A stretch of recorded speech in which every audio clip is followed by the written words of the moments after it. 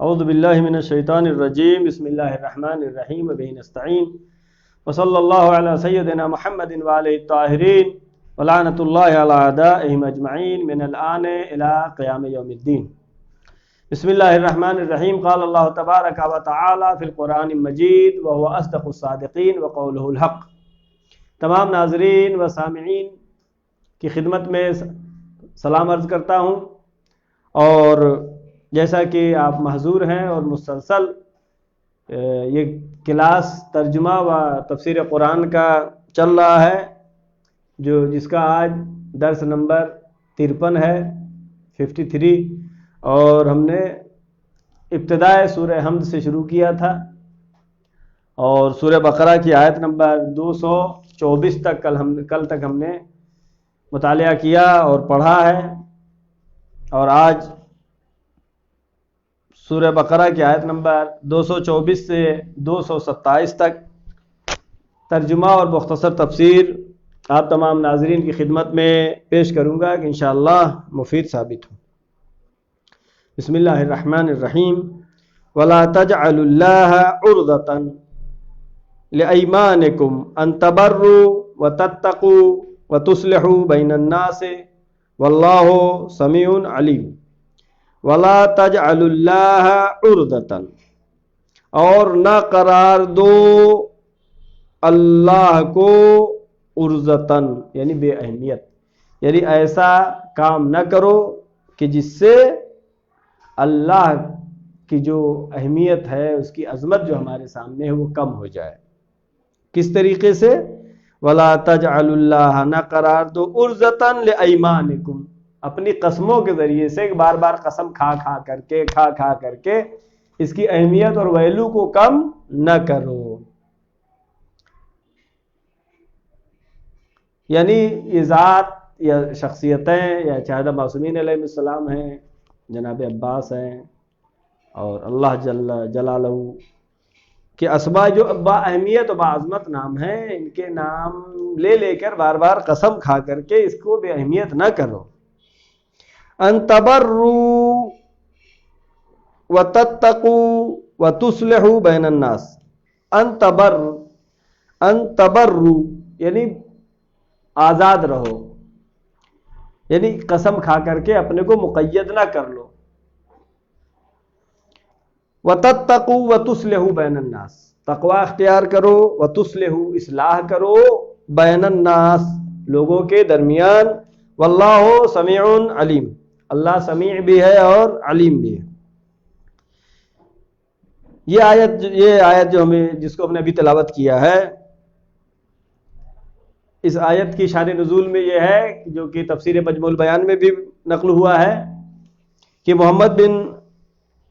عبداللہ بن روحہ ایک شخص نے قسم کھائی کہ وہ اپنے داماد بشیر بن نعمان سے گفتگو نہیں کریں گے۔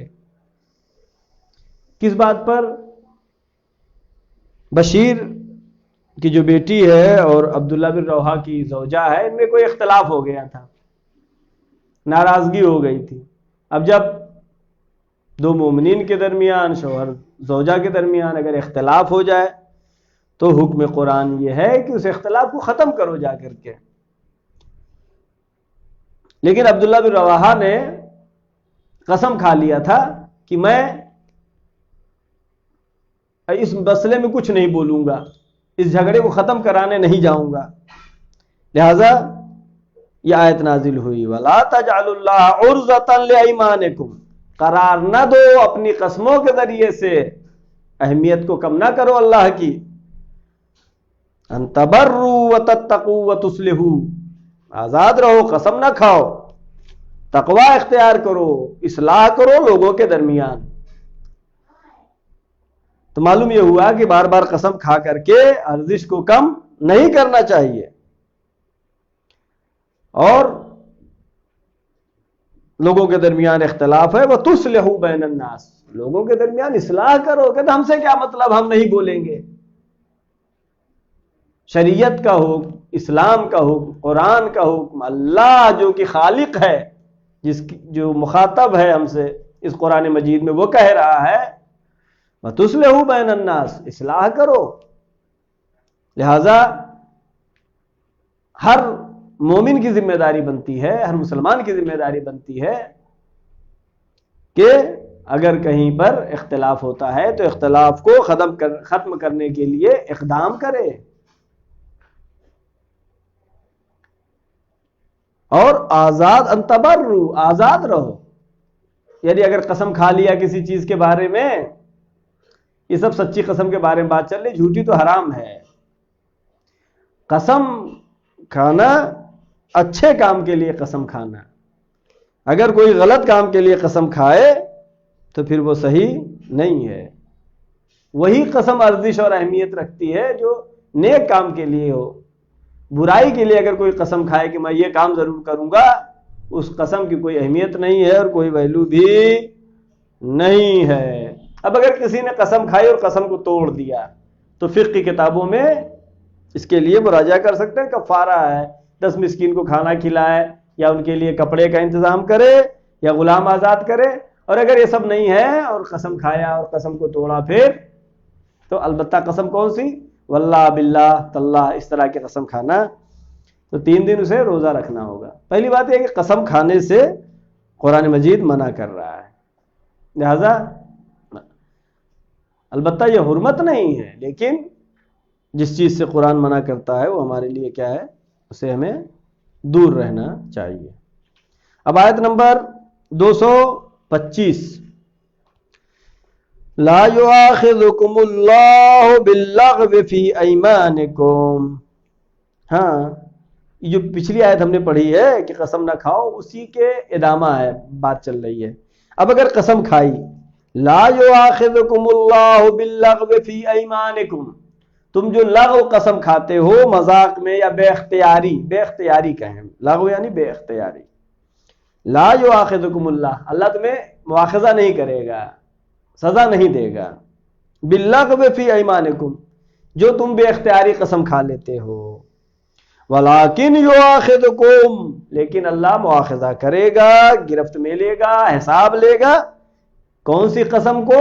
بما کسبت قلوبکم، جو تم دل سے قسم کھاتے ہو، سچ میں جو قسم کھاتے ہو اس کے بارے میں حساب کتاب ہوگا، مواخذہ ہوگا. آپ نے کیسی قسم کھائی، کس جگہ کھائی، کس مورد میں کھائی، اور کب بغیر کھائے ہوئے بھی کام چل سکتا تھا قسم کھائی. مثلا کچھ لوگ جو تجارت کرتے ہیں اپنے مال کے بارے میں، عرب ممالک میں زیادہ دستور ہے یہ، اور ایران میں بھی زیادہ تر دیکھنے کو ملا ہے کہ اپنا مال بیچنے میں قسم کھا لیتے ہیں. کیا ہے یہ سب؟ قسم کا حساب ہوگا. وَلَا تَجْعَلُوا اللَّهَ عُرْضَةً لِأَيْمَانِكُمْ، اہمیت کو کم نہیں کرو قسم کھانے کی وجہ سے. اب جو ہے آیت نمبر 226 میں ہے آگے کی آیت، لِلَّذِينَ يُؤْلُونَ مِن نِّسَائِهِمْ، وہ لوگ کہ جو ایلا کرتے ہیں اپنی زوجہ کا. ایلا کا مطلب کیا ہے؟ ایلا کا مطلب یہ ہے جو کہ عرب جاہلیت میں تھا کہ قسم کھا لیتے تھے کہ زوجہ سے رابطہ نہیں رکھیں گے، نزدیکی نہیں کریں گے. للذین یؤلون من نسائہم، جو قسم کھا لیتے ہیں، وہ زوج یعنی وہ شوہر جو کہ قسم کھا لیتا ہے، جس کو فقہ میں کیا کہتے ہیں؟ ایلا کہتے ہیں. تربص 4 اشہر، حاکم شرع کے پاس اس نے جا کے شکایت کیا، تربص 4 اشہر، تو 4 مہینے کی مہلت دے گا حاکم شرع شوہر کو. فَإِنْ فَاءُوا فَإِنَّ اللَّهَ غَفُورٌ رَحِيمٌ، اگر دوستی ہو گئی، اختلاف ختم ہو گیا، فَإِنَّ اللَّهَ غَفُورٌ رَحِيمٌ، اللہ جو ہے معاف کرنے والا بھی ہے، رحم کرنے والا بھی ہے. وَإِنْ عَزَمُوا الطلاق، لیکن اگر طلاق کا عزم کر لیا،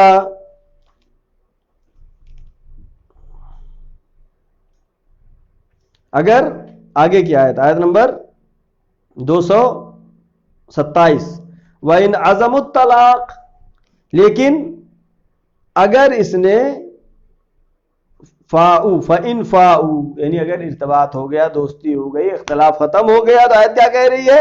اللہ غفور بھی ہے اور رحیم بھی ہے، اللہ معاف کر دے گا، اللہ رحم کرنے والا ہے۔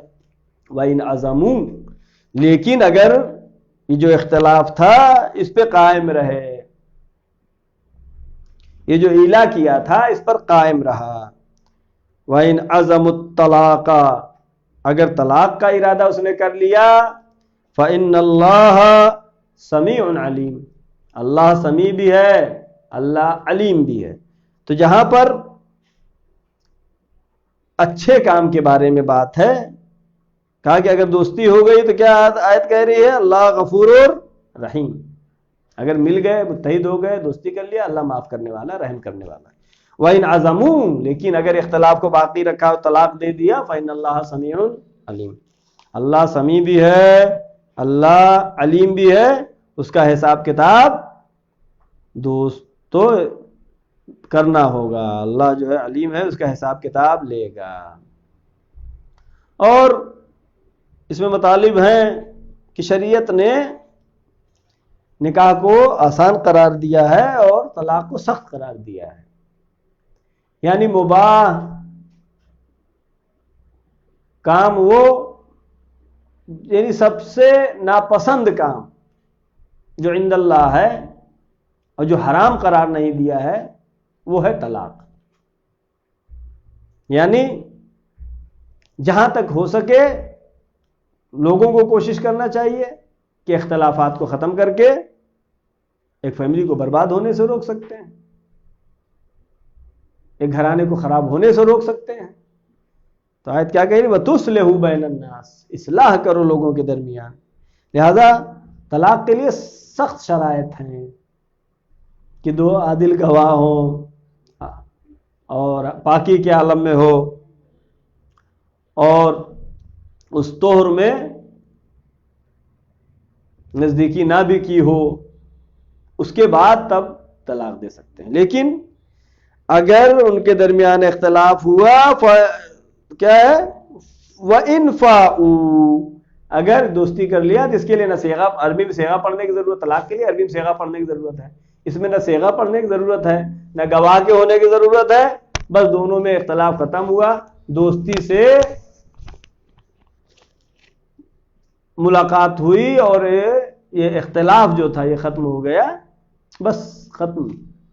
یعنی اسلام جو ہے ملانے کے لیے، اتحاد کے لیے، اختلافات کو ختم کرنے کے لیے آسان راستے بتاتا ہے، لیکن جدا ہونے کے لیے سخت راستے بتائے، تاکہ ممکن ہے کہ اس قبیح فعل سے جو کہ طلاق ہے اس سے رک جائے۔ مطلب گواہ نہیں ملے اس لیے رک جائے، ہو سکتا ہے جھگڑا پھر ختم ہو جائے۔ عربی میں صیغہ جاری کرنے والا نہیں ملا، شاید کچھ دن اس وجہ سے رک جائے اور پھر یہ اختلاف ختم ہو جائے۔ لہذا اس کو روکنے کے لیے قرآن مجید نے بہت ہی سخت بتایا ہے۔ لہذا نکاح آسان ہے اور طلاق سخت ہے۔ سخت اس لیے ہے تاکہ یہ کام ہے جو فعل قبیح ہے اس سے بچا جا سکے اور غصے کے عالم میں نہ ہو۔ فقہ شیعہ یہ کہتی ہے صیغہ جاری ہونا چاہیے۔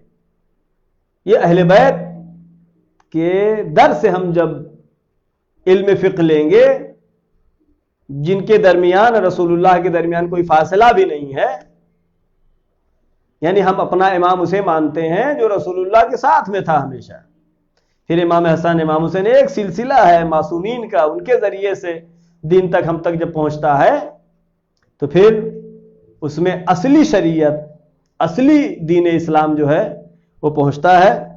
لہذا کوئی فقہی مسئلہ ایسا نہیں بنتا ہے کہ میڈیا اس کا مذاق اڑانے لگے، جیسا کہ اہل سنت کے یہاں کیا 3 مرتبہ کہہ دیا طلاق طلاق طلاق تو ہو گیا۔